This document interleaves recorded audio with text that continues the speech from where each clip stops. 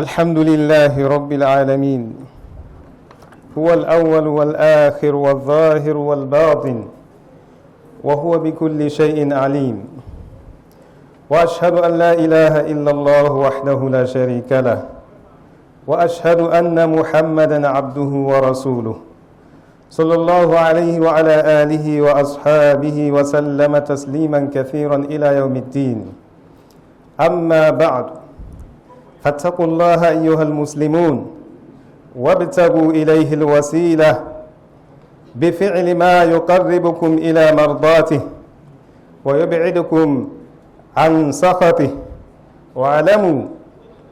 واعلموا حق العلم أن التوحيد أو معرفة الله هو علم الأساسي الذي بنيت عليه بعثة آخر الرسل محمد صلى الله عليه وسلم.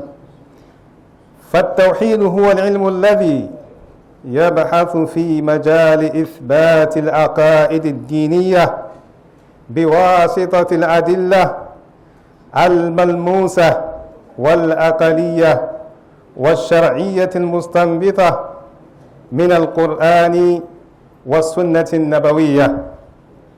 وستأتي تعريفات اللغوية والاصطلاحية لكلمة التوحيد. هذه الأدلة تجعل المسلم يرفع عن قلبه كل ريب وشك وشبهة حتى يصبح محل استقبال النور الإلهي وقادرا على نشره من حوله. أيها المسلمون، إن أهمية كل شيء تتجلى وتتناسب مع مجاله. لماذا الطب أفضل من النجار؟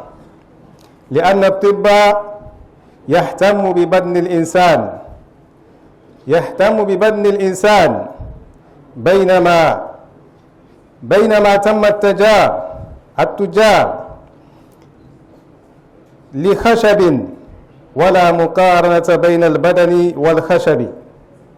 وكذلك ليست هناك مقارنة بين معرفة التوحيد ومعرفة غيره من العلوم.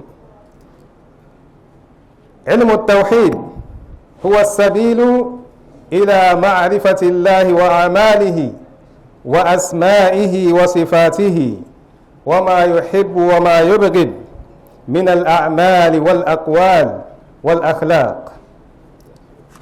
Louange à Allah subhanahu wa ta'ala, le Seigneur absolu de l'univers. C'est lui le premier sans commencement et le dernier sans fin, l'apparent, le caché, et il est omniscient.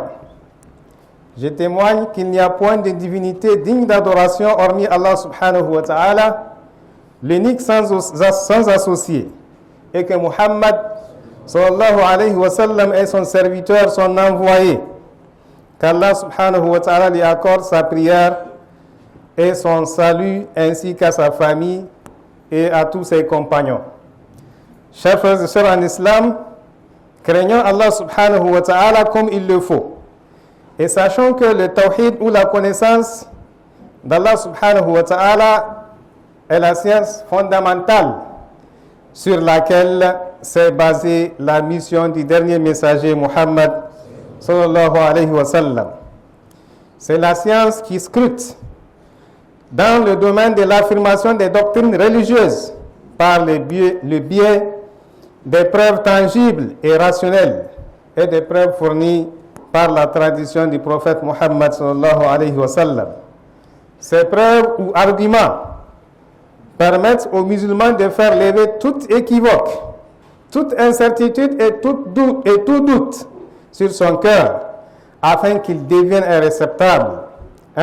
réceptacle digne de recevoir la lumière d'Allah subhanahu wa ta'ala et de la répandre autour de lui. Nous savons que la grandeur et l'importance de toute science sont proportionnelles à la grandeur et à l'importance de son sujet et du domaine sur lequel cette science s'exerce. Lorsque nous faisons la comparaison de l'utilité sociale de la médecine et de la menuiserie, nous verrons que la médecine est bien plus utile que la menuiserie dans notre vie sociale. De même que l'importance du tawhid se rapporte à l'importance de son domaine de recherche.